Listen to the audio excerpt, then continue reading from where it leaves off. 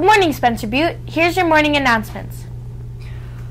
The Martin Luther King Poetry Contest has just kicked off. There's a lot of things to showcase for venues in your writing.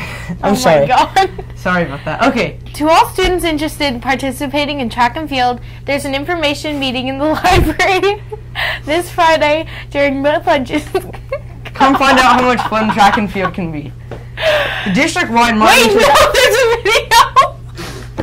No, after this. The district-wide Martin Luther King Jr. Poetry and Essay Contest has just kicked off. Entries are due on February 9th, and winners get a variety of prizes and venues to showcase their writing. For more information, please get a flyer from the office. Thank you for following the yearbook photographers. I can do it. Okay. Thank you to the following yearbook photographers for covering some of the subjects last week. Julia Alford, Claire McDonald, Mo Hansen, and Brendan Finkel. Your efforts are really appreciated. Keep up the good work. This week we are exploring neuroscience and how it impacts our ability to think, learn, grow, and connect with each other. The human brain is profoundly complex and may never be entirely understood. All of our hopes, dreams, beliefs, and actions are housed in the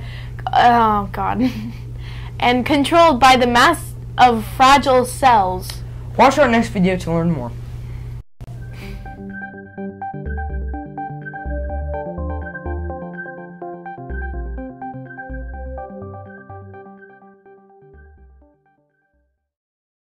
So we're going to talk about the brain, and as far as we can tell, we're the only species on the planet that has grown so sophisticated that we've thrown ourselves headlong into this game of deciphering our own programming language.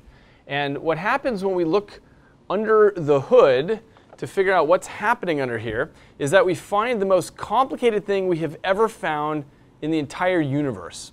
So the human brain consists of about 10 billion neurons. Neurons are the specialized cell types in the brain, and every single neuron in your brain is about as complicated as New York City.